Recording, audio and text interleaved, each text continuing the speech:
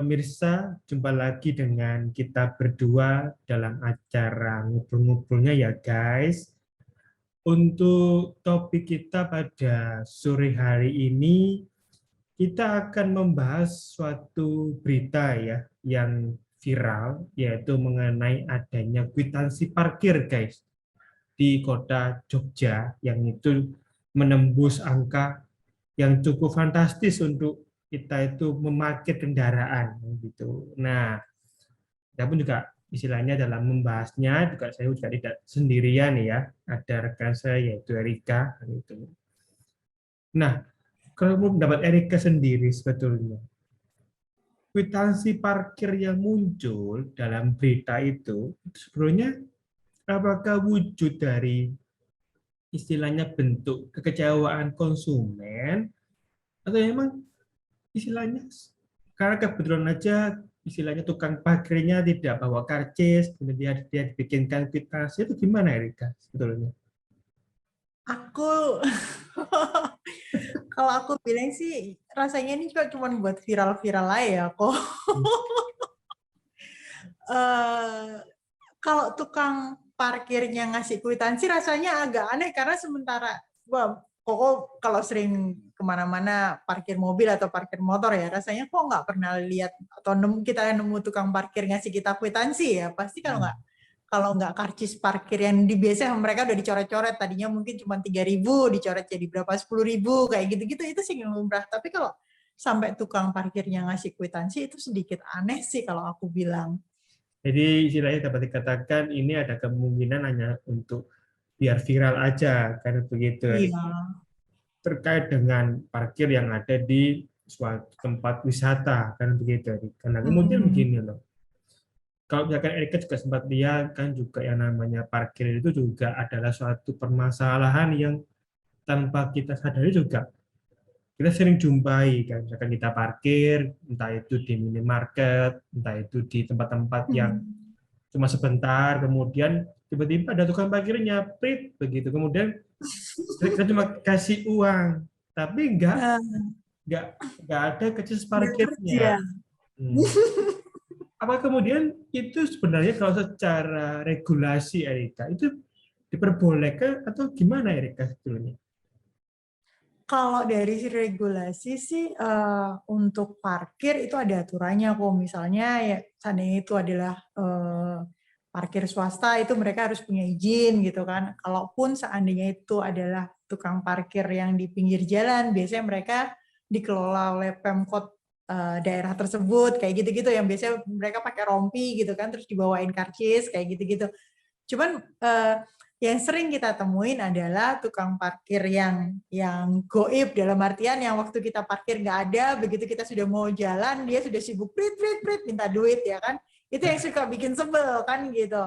Sedangkan kalau dari sisi sanksinya sendiri tukang parkir yang liar ini bisa dikenai sanksi pidana maupun denda kayak gitu. Tergantung kotanya sih besar nominalnya. Iya, jadi istilahnya ada peraturan daerah ya yang memang mengatur mengenai besaran tarifnya juga, kemudian juga terkait dengan bagaimana sih cara pemungutannya, kemudian juga ada istilahnya kewajiban untuk memberikan yang namanya bukti parkirnya dalam bentuk karcis seperti itu. Nah, udah begini loh, kan memang istilahnya kalau Erika juga sempat lihat kadang-kadang kalau Erika mungkin parkir di mall itu kan ada karcis parkirnya kan, itu tertulis segala macam kerusakan itu bukan menjadi tanggung jawab pengelola parkir. Lalu gini loh, sebetulnya fungsi utama dari parkir itu kita cuman nitip ke tempat parkirnya atau apa? Karena kalau dapat dikatakan di sini si pengelola parkir dia nggak mau bertanggung jawab ketika ada kerusakan. Tapi kalau kita istilahnya diwajibkan untuk membayar sewa lahan parkirnya, gimana ini? Ya itu aku sempat tempo hari waktu sering sih maksudnya parkir gitu terus mereka bilang kebetulan kendaraanku ada yang berat gitu kan terus kalau aku komplain mereka bilang oh ini nggak bisa aku bilang lah kan kita sudah bayar kan seperti itu cuman balik lagi definisi untuk pembayaran parkir itu mereka menganggap kayak kita sewa tempat gitu loh. Maksudnya ya seukuran sepeda motor atau seukuran mobil kayak gitu. Jadi bukan berarti mereka itu nanti ngeliatin atau apa ya, menjaga supaya barang-barang atau mobil kita ini tidak berat, tidak apa, itu nggak termasuk dalam charge mereka, kayak gitu sih mereka bilangnya. Jadi istilahnya yang secara harfiah itu kan dapat dikatakan kita hanya sewa tempat aja, tapi kalau ada yang baret, ada yang rusak, ya itu bukan tanggung jawab sendiri. pengelola. Oh. Nah, kemudian kan kalau misalkan kita lagi kan dalam sisi hukumnya kan istilahnya sepengetahuan saya itu yang namanya parkir itu kan kita berhubungan dengan yang namanya perjanjian penitipan. Jadi kita itu menitipkan kendaraan kita itu di tempat parkir. Yang namanya penitipan udah pasti di situ ada istilahnya hak dan kewajiban bagi masing-masing pihak kan begitu. Nah, istilahnya kalau saya juga sempat baca juga di beberapa putusan pengadilan juga yang pernah ada konsumen yang tempat memperkarakan ketika dia parkir di satu tempat begitu ternyata itu ada kerusakan. Itu kemudian menjadi salah satu istilahnya acuan di mana ternyata itu kita selaku pemilik kendaraan kita bisa meminta ganti rugi, Erika. Karena memang pertama itu adalah perjanjian untuk kita itu menitipkan barang. Jadi ada dasarnya munculnya tanggung jawab yang pertama. Kedua juga istilahnya ada aturan dari kita punya perlindungan konsumen kan begitu. Jadi kan kita parkir di tempat tersebut secara konsumen tidak juga harus dilindungi terhadap tempat tersebut. Jadi kan ada kerusakan atau apa, ya pihak pengelola itu dia mau nggak mau dia harus mengganti kan begitu. Nah, lalu kemudian begini Erika, kalau kita kan sekarang itu regulasi yang berhubungan dengan perda tadi kan tentunya secara sanksi juga tidak begitu berat dibanding dengan undang-undang kan begitu. Nah, kemudian di sini apa kemudian sekarang dengan maraknya seperti baik itu parkir liar, kemudian istilah terkait dengan juru parkir yang memang tanpa karcis itu karena memang pertama itu istilahnya ada bentuk dari sanksi hukum yang tidak terlalu berat begitu Erika. Gimana? Iya, kalau aku bilang sih mungkin harus direview untuk perdanya ya, terutama untuk parkir-parkir liar yang dalam artian yaitu tadi tukang parkir yang goib, yang kalau kita parkir nggak ada, begitu kita sudah mau pergi mereka tiba-tiba muncul. Itu kalau aku bilang itu yang sedikit apa ya, mengganggu, terutama apalagi kalau kita kadang-kadang kan di depan minimarket ada tulisannya bebas parkir ya, tapi kan begitu kita keluar tetap aja disemprit kan kayak gitu. Jadi itu yang mestinya harus diiniin sih, apa maksudnya mungkin dari Satpol PP-nya bisa sering patroli gitu ngeliatin mereka, begitu mereka seperti itu bisa mulai dikasih arahan atau mungkin ditangkepin atau gimana gitu kan. Itu kalau aku dari sisi konsumen sih aku rasanya seperti itu. Jadi memang istilahnya alangkah baiknya juga ada peran serta dari kita punya Satpol PP itu akan lebih ya istilahnya mungkin patroli kan begitu Erika ke tempat-tempat seperti minimarket dan kemudian menertibkan beberapa jukir yang tidak pakai jaket yang sesuai dengan istilahnya fungsinya sebagai jukir resmi, kemudian juga misalkan ada parkir yang tidak pakai karcis juga, bahkan juga parkir liar kan begitu Erika. Nah, kemudian begini loh. Sekarang itu kan yang namanya parkir juga pasti berhubungan dengan lahan parkirnya, Erika. Nah, begini loh. Sekarang itu apakah sekarang kita ambil contoh di kota kita sendiri ya, Surabaya itu kalau dapat Erika sendiri itu apakah sebetulnya kita punya lahan parkir itu cukup enggak Erika dibanding dengan jumlah kendaraan? Karena kan kalau Erika sempat tahu juga yang namanya parkir liar yang di pinggir jalan juga masih ada, beberapa udah ada tempat parkir sendiri gitu. Nah, ini gimana Erika? Kalau untuk lahannya sih kalau aku bilang kurang ya, kok terutama kalau mungkin Koko tahu yang dekat rumahku kan ada jalan besar yang kanan kirinya restoran semua, itu kalau malam OMG pasti macet di situ karena yang parkir itu pengunjung restoran pasti penuh ya, terus mereka parkirnya di situ itu pasti makan bahu jalan banget. Kalau aku bilang dari sisi lahan mungkin kalau di Surabaya kurang banyak. Terus kalau untuk tukang parkirnya, apalagi yang liar-liar ini yang annoying, kadang-kadang mereka berhentiin mobil tengah jalan kan supaya mereka cepet dapat duit kayak gitu-gitu. Itu kalau aku bilang yang mengganggu sih gitu loh. Jadi dapat dikatakan memang istilahnya mestinya juga ada penertiban ya, baik itu istilahnya tempat-tempat parkir itu mungkin juga udah mulai ada yang memang mengarahkan ini jangan sampai ada parkir-parkir di pinggir jalan begitu. Nah, itu begini ya Rika, sekarang itu kan berarti kalau untuk mengarahkan tempat parkir pasti juga ada fungsi dari kita punya pejabat pemerintah, entah itu dari kita punya wali kota ataupun dari kita punya gubernur kan begitu Rika. Nah, itu begini loh. Sekarang itu sebenarnya istilahnya untuk mengarahkan itu agar adanya suatu kondisi parkir yang rapi itu kemudian apakah cukup tidak sih Erika hanya sebatas kemudian mengerahkan Satpol PP paling nanti ketika itu habis dibubarkan parkir lagi kan begitu kadang-kadang ada yang bikin istilahnya tempat dagang yang di trotoar habis dibubarkan ketika dia pergi kembali lagi nah ini gimana apakah istilahnya perlu enggak sih mungkin apa ya ditempatkan beberapa orang secara spesial begitu Erika gimana? Kalau aku bilang sih mungkin lebih efektif kalau dikasih efek jera ya. Kalau misalnya begitu mereka ketahuan langsung ditangkap terus dikasih denda mungkin yang sedikit bombastis berapa 10 juta gitu. Anggap aja mereka parkir kan cuma berapa 10.000, 5.000 kan satu kendaraan. Kalau begitu mereka dikenai denda sekitar 10 juta. Mereka otomatis mikir, alah penghasilan nggak sepiro, tapi kalau ketangkep dendanya besar kan jadi kayak gitu. Itu lebih efektif sih kalau aku bilang untuk di Surabaya sih itu jauh lebih efektif ketimbang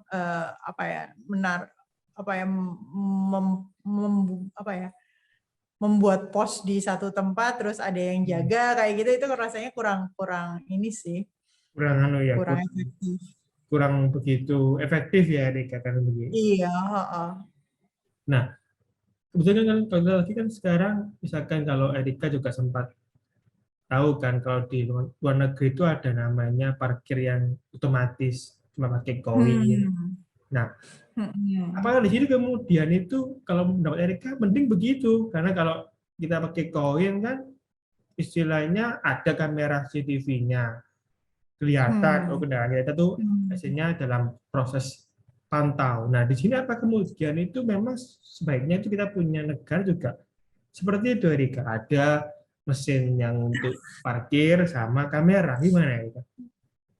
Kalau aku bilang di sini rasanya nggak belum gitu juga ya kok dalam artian kan kalau dipasang kayak gitu juga kurang belum banyak orang yang tahu dan apa ya Kurang pas. kemarin kan kayak gitu-gitu. Jadi kalau aku bilang sih lebih efektif ya itu tadi kalau seandainya ada parkir liar atau apa ya dikenakan denda atau sanksi yang agak berat kayak gitu. Jadi istilahnya agak masih belum siap ya terhadap adanya mesin parkir kan begitu. Nah, kemudian begini loh Erika, kan kalau misalkan Erika juga sempat tahu kan istilahnya parkir itu udah pasti juga melibatkan baik itu yang punya kendaraan kan begitu Erika. Nah, apa di sini ketika kita parkir itu juga selaku pengemudi juga mestinya juga apa namanya apa ya merapikan kendaraannya karena kadang-kadang kalau ada kerusakan atau mungkin baret ya itu mungkin karena kita pakainya mungkin agak terlalu Parkirnya di mepet tengah-tengah. nah mungkin apa istilahnya apa ya di sini juga ada sih faktor human error dari si pengemudinya gimana ya Iya, itu juga mungkin sih. Maksudnya aku sering, apalagi kalau parkir di mall ya, mereka tuh kadang-kadang parkirnya dua parkiran dipakai jadi satu gitu kan. dengan asumsi mobil mereka agak besar. Cuman kalau aku bilang untuk area atau garis parkir itu rasanya sudah di-adjust sedemikian rupa. Jadi meskipun itu mobil yang besar tetap masuk gitu. Cuman ya balik lagi kadang-kadang orang-orang yang tidak aware dengan lingkungannya itu parkirnya sembarangan kayak gitu. Itu yang aku agak apa ya? Agak annoying gitu sama mereka-mereka. Jadi maksudnya ada misalkan ada 2 garis, ada 2 parkir, mereka parkir Tempat di parkir tengahnya. dipakai sendirian. Nah, kalau nggak gitu parkirnya nih kok muepet garisnya itu pas di garis. Mbok ya rodok tengah gitu loh. Udah dikasih garis itu fungsinya supaya mobil mereka di tengah.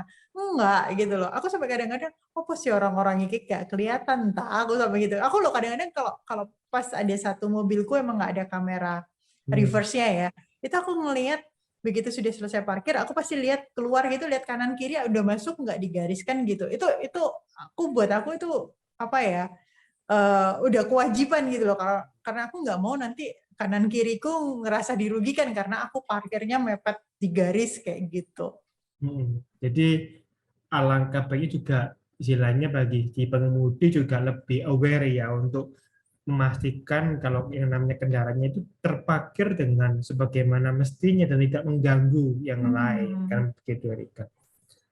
Nah kebetulan kalau kita berhubungan dengan istilahnya parkir, sudah pasti juga kita juga seringkali juga menjumpai terkait dengan yang namanya izin mengemudinya Erika. Nah kalau tadi dari Erika sampaikan juga ternyata ada beberapa pengemudi yang mungkin ya parkirnya itu agak sembarangan di tengah-tengah garis. Apa ini juga suatu tanda kalau ternyata itu semua pengemudi juga nggak begitu mengerti ya terkait dengan apa yang menjadi kewajibannya kan kalau dia udah pegang surat izin mengemudi mestinya itu nggak terjadi dong karena dia tahu ternyata kita harus parkir di tempat yang semestinya begitu. Gimana? Kalau aku bilang sih itu balik ke personal masing-masing sih. Kebanyakan yang orang yang parkirnya seperti itu adalah orang yang tidak peduli ya, dalam arti ignoran banget gitu loh sama tempat dia parkir. Kalau aku bilang sih balik ke personalnya nggak ngaruh. Kalau dulu zaman kita ngambil SIM kan juga udah diajarin kok, oh ini yang boleh, ini sekian kan gitu. Kalau aku bilang sih balik ke personalnya, emang dia nggak ngurus lah, terserah, yang penting dia parkirnya kayak gitu. Ya kalau parkirnya pas pagi dia cuma setengah jam nggak apa-apa sih. Kalau dia parkir dari pagi sampai malam itu kan ngebetain orang banget.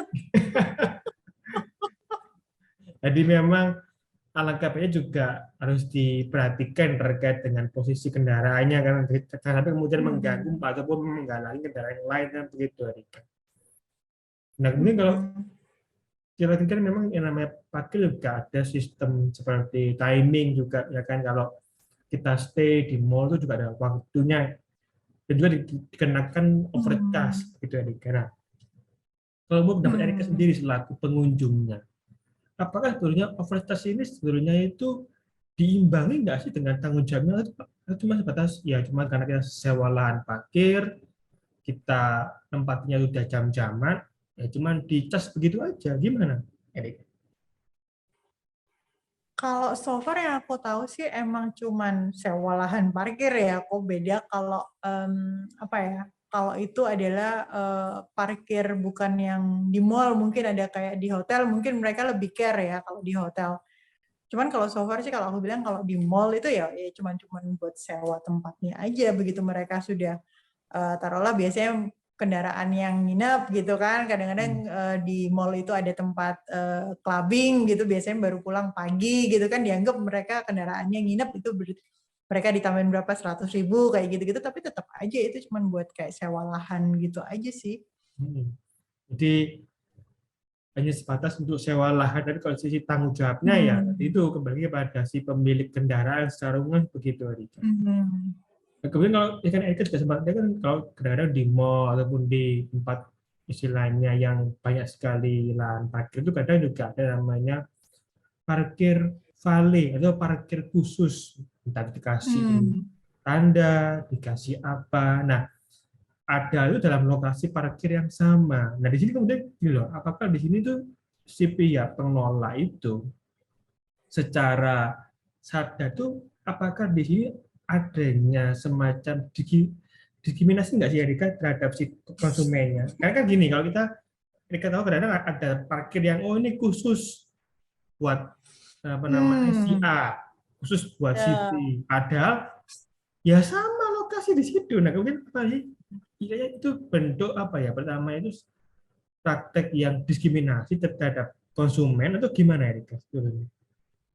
Kalau aku taunya di mall sih biasanya parkir khusus itu ada yang untuk pemilik stand kok. Jadi mereka ya namanya orang yang punya stand biasanya tiap hari ke tokonya ngecekin gitu sama mereka punya satu spot parkir yang dedicate untuk mereka kayak gitu.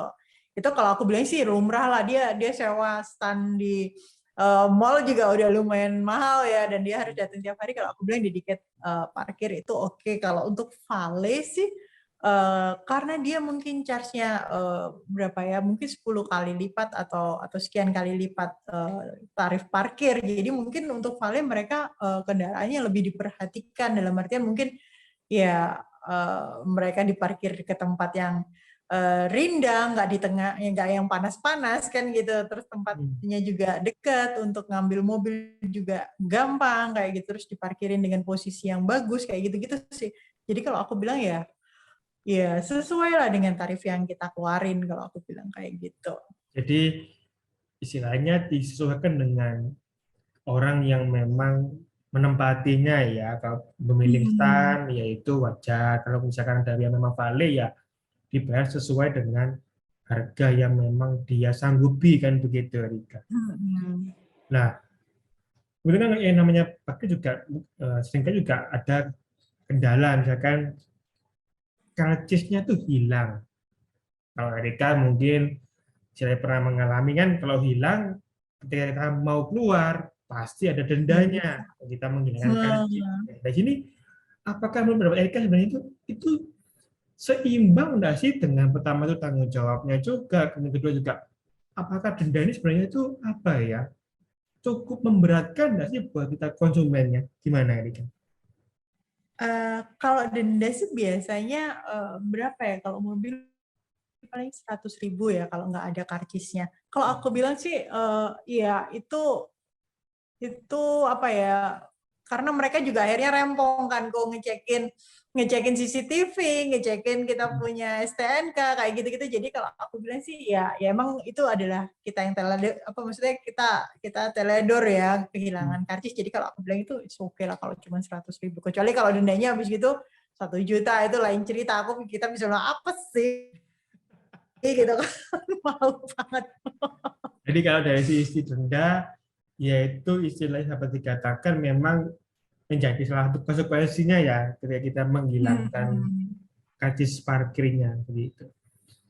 Nah, kemudian kalau menurut pendapat Eka sendiri sekarang, istilahnya di dunia perparkiran kita itu, sebenarnya itu apakah, kalau menurut Erika itu sebenarnya apakah perlu nggak sih Erika mungkin banyak sekali yang perlu diperbaiki, mungkin dari pertama terkait dengan istilahnya tempatnya, atau mungkin di sini terkait dengan rambu-rambunya, atau mungkin di sini terkait dengan istilahnya apa ya, harusnya dibedakan kalau yang parkir valet itu tempat lain atau yang misalkan kalau yang parkir yang spesial juga di tempat lain gitu gimana Erik?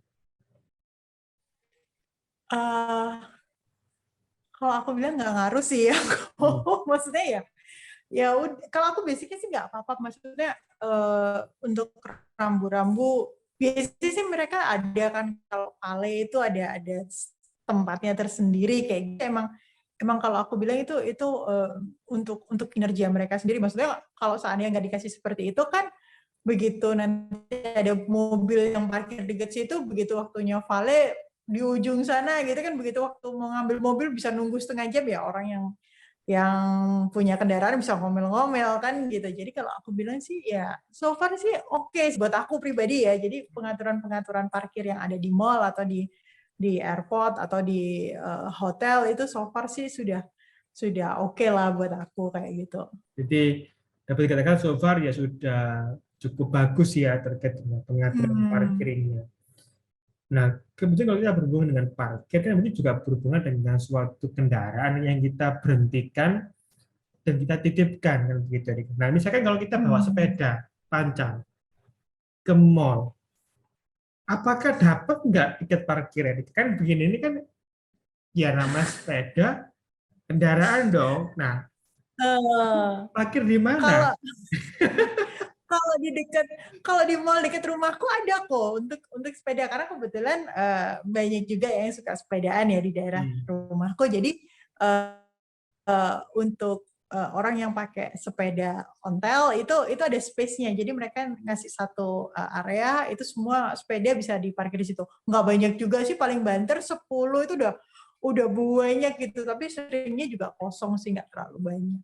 Jadi iya juga kalau dari sisi kendaraannya juga udah mulai ada ya parkir untuk sepeda, nggak cuma kendaraan bermotor, cuma ya sepeda juga ada, dan mungkin harapannya juga untuk jenis-jenis yang lain yang tidak menggunakan mesin itu juga dikasih ya istilahnya tempat parkir kan begitu. Nah, ini biar pertama itu pengunjung juga nggak cuma bawa kendaraan, cuma ya bisa pakai istilahnya sepeda kan itu. Oke, nah untuk kesimpulannya nih buat tema kita pada sore hari ini apa buat para netizen Erika? Untuk netizen 62, kalau parkir diperhatikan udah masuk garis apa belum. Terus untuk tukang parkir ya Pak, tolong ya kalau waktunya parkirin ya datang, kalau mobil kita datang ya Bapaknya kerja dulu lah parkirin, nanti waktunya kita keluar ya baru kita bayar. Jangan kalau pas kita Bapak ada. Jadi jangan menjadi seperti ya awalnya ndak ada, kira-kira dia muncul kan begitu.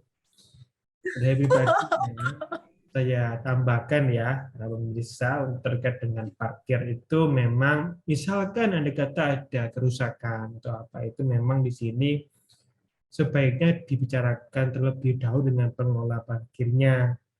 Dan memang kalau misalkan itu memiliki dampak yang cukup buruk buat kita punya kendaraan, ya memang kita bisa menempuh beberapa jalur ya, dengan kita mengadukan ke perlindungan konsumen juga bisa, itu pun kita menempuh secara hukum dengan kita melakukan semacam gugatan seperti itu, karena yang namanya parkir itu adalah suatu perjanjian penitipan barang begitu ya dari para netizen ya, seperti itu. Bagi yang sudah nonton, jangan lupa kemudian like, komen, dan subscribe ya. Sampai jumpa di edisi-edisi berikutnya. Bye.